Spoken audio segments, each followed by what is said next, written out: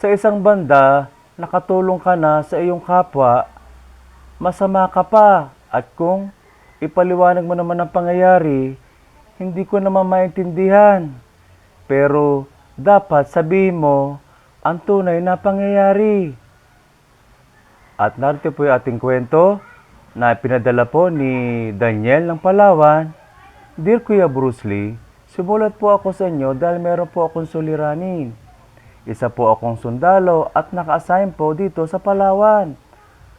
May asawa po ako at 3 anak na. Meron po akong kaibigan na matalik. Siya po si Arnolfo.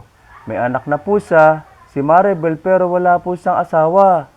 Siya po ay sumama na sa ibang lalaki at iniwan na silang mag-ama. Mabait po si Arnolfo sa akin at madalas kami ay magkakasama sa lakaran, lalo na sa pakikipaglaban. At madalas kasama niya ang anak niya si Maribel na ito ay nag-aaral pa. Siya po ay na senior high na. At kahit sa pamamasyal, kami 3 po ay magkakasama. Hindi ko po alam kung bakit. Sobra close ko po kay Arnolfo. Pero turing ko po sa kanya, kapatid ko na rin. Siya ay ganon din rin po siya sa akin. At madalas din po, nasa bahay ko sila at banding kami ng pamilya. At napalapit na rin po ang loob ng aking asawa kay Arnolfo. At sa kanyang anak na si Maribel, lalo na nang malaman niya ang nangyari kay Arnolfo at sa kanyang anak. Hanggang sa napasama po kami sa isang labanan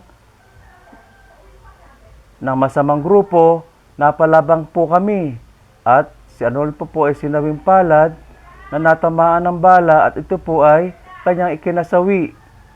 At bago po sa mabawian po ng buhay, ako raw na ang bahala kay Maribel. At ito po ay aking hindi tinanggihan. Tinulungan ko po si Maribel lalo na sa kanyang pag-aaral at sa kanyang pangangailangan na ito inilihim ko sa aking asawa at nagpatuloy po ako sa pagtulong kay Maribel. Tulad ng pangako sa kanyang ama na si Arnolfo, na kaibigan ko rin po. Naging busy ako at naging 2 ang pamilya ko.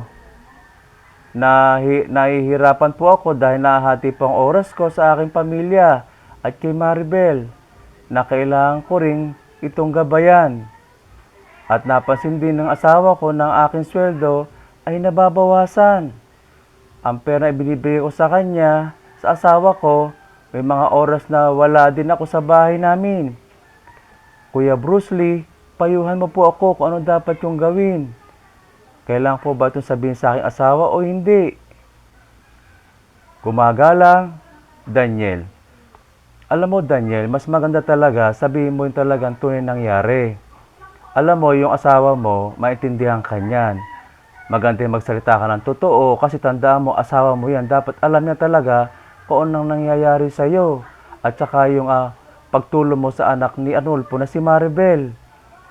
Maunawaan ka niya kasi noong una, naunawaan niya kung ano nangyari sa kay Arnolfo sa kanyang anak.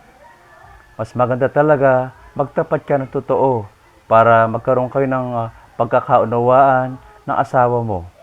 Sana nakatulong ako sa iyo, Daniel.